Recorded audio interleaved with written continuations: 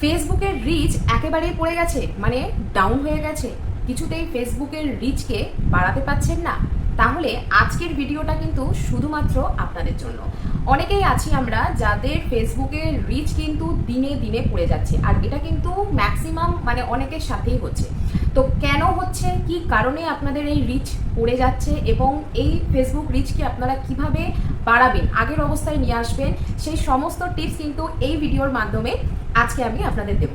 নমস্কার, আমি দোয়েল, আর আপনারা দেখছেন টেকনিক্যাল টিপস বাই দোয়েল। আমার চ্যানেলে সবাইকে স্বাগত। যদি আপনাদের কাছে আমার আজকের ভিডিওটা উপকারী মনে হয়, আর এরকম ফেসবুক ইউটিউব রিলেটেড যদি আপনারা কিছু তথ্য জানতে চান, তাহলে অবশ্যই কিন্তু আমার চ্যানেলটিকে সাবস্ক্রাইব করে আমার পাশে থাকবেন। এখানে আপনারা টেকনিক্যাল রিলেটেড সমস্ত সমস্যার সমাধান কিন্তু আমার কাছে আপনারা পেয়ে যাবেন। তো চলুন, আজকের আলোচনার বিষয় হচ্ছে যে ফেসবুকের রিচটা কেন কমে যাচ্ছে এবং সেটাকে আমরা কিভাবে বাড়াবো। তো ফেসবুকের রিচ কমে যাওয়ার কিন্তু অনেকগুলো রিজন থাকে। যদি আপনি ঠিকঠাকভাবে ভিডিও বা পোস্ট যদি প্রত্যেক দিন শেয়ার না করেন, একটা টাইম আছে, নির্দিষ্ট সময় আছে, সেই সময়ের মধ্যে যদি আপনি ঠিকভাবে শেয়ার না করেন, কন্টিনিউ যদি আপনি কোনো পোস্ট ভিডিও আপলোড না করতে থাকেন, তাহলে কিন্তু হঠাৎ করে দেখবেন রিচটা কিন্তু একেবারেই পড়ে যাচ্ছে। বা অনেক ধরনের অন্য কোনো ভিডিও, মানে অন্য কোনো পেজের ভিডিও বা অন্য কোনো চ্যানেলের ভিডিও আপনি বারবার শেয়ার করছেন, বা কোনো অতিরিক্ত কোনো লিঙ্ক আপনি শেয়ার করছেন, তো এগুলোর মাধ্যমেও কিন্তু রিচ একদমই কমে যায়। বা যারা ধরুন আপনার কোনো ভিডিওতে বা আপনার কোনো পোস্টের মধ্যে কমেন্ট করেছে, এরকম তো হয় যে কমেন্ট করে অনেকেই, তো সেই কমেন্টের আপনি রিপ্লাই দিচ্ছেন না, ঠিক আছে, দীর্ঘদিন মানে অনেক কমেন্ট আপনার এতে জমে আছে, আপনি ঠিকঠাকভাবে সেই কমেন্টের রিপ্লাই দিচ্ছেন না।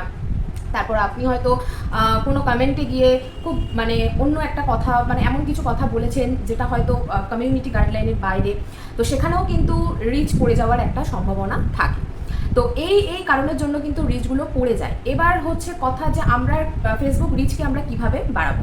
তো প্রত্যেক দিন সকাল থেকে শুরু করে আমি বলবো সকাল 7টা থেকে সকাল 8টার মধ্যে আপনারা কোনো একটা ছবি পোস্ট করুন। সেটা হতে পারে কোনো গুড মর্নিং ছবি হতে পারে, বা কোনো নিজস্ব ছবি হতে পারে, বা কোনো ঠাকুরের ছবি হতে পারে, আপনারা পোস্ট করুন। এবং সেখানে পোস্টে অবশ্যই আপনারা হ্যাশট্যাগুলো মেনশন করবেন, তাতে করে কিন্তু রিচটা খুব ভালো হয়, মানে অনেকের কাছে গিয়ে পৌঁছায়। তো এটা করতে পারেন। তারপর হচ্ছে বেলা মানে একটুখানি 9টা-10টার দিকে একটা রিলস আপলোড করলেন, 11টা-12টার দিক করে একটা লং ভিডিও আপলোড করলেন, এবং প্রত্যেকটা ভিডিও বা রিলস যেগুলো আপনি আপলোড করছেন সঠিক, মানে যে ভিডিও রিলেটেড আপনি ভিডিও পোস্ট করছেন সেই রিলেটেডই যেন আপনার টাইটেলটা থাকে। মানে এমনটা নয় যে আপনি ভিডিও আলাদা দিচ্ছেন, টাইটেল আলাদা হচ্ছে, টাইটেল যেন ম্যাচ থাকে। হ্যাশট্যাগ যেগুলো আছে সেগুলো কিন্তু প্রপারভাবে মেনশন করবেন। তো এরকম মানে দুপুর 11টার সময় একটা পোস্ট করলেন ভিডিও, আবার 12টার সময় করলেন, মোটামুটি দিনে আপনাকে ম্যাক্সিমাম 3টে পোস্ট আর 3টে রিলস, 3টে লং ভিডিও, শর্ট ভিডিও যদি পোস্ট করতে পারেন, মানে 3টে শর্ট ভিডিও, 3টে লং ভিডিও এবং 3টে যদি পোস্ট করতে পারেন, এবং সেই পোস্ট বা ভিডিও আপনি যেটাই করছেন না কেন সেটার রিলেটেড আপনি একটা টাইটেল দিলেন এবং সেখানে প্রপার হ্যাশট্যাগ মেনশন করলেন, তো এইভাবে কিন্তু খুব সহজেই আপনি আপনার ফেসবুকের রিচকে কিন্তু বাড়াতে পারবেন। আর ওই যে বললাম যে দর্শকরা আপনাদের ভিডিওতে কমেন্ট করবে, তাদের প্রত্যেককে কিন্তু রিপ্লাই দেওয়ার চেষ্টা করবেন, এবং 1 সপ্তাহ যাবত দেখবেন একটা করে টাস্ক আপনাদের কাছে আসে, মানে সোমবার থেকে রবিবার পর্যন্ত 7 দিন যে টাস্ক ফেসবুক আপনাদেরকে দিচ্ছে, সেই টাস্কটা কিন্তু আপনারা পূরণ করার চেষ্টা করবেন। যদি প্রত্যেক সপ্তাহে আপনারা পূরণ করার চেষ্টা করেন, মোটামুটি 1 মাস পর গিয়ে দেখবেন আপনার রিচ কোথায় ছিল আর আপনার রিচ এখন কোথায় গিয়ে বেড়েছে। তো এইভাবে কিন্তু খুব সহজে আপনার ফেসবুকের কমে যাওয়া রিচকে কিন্তু বাড়াতে পারবেন।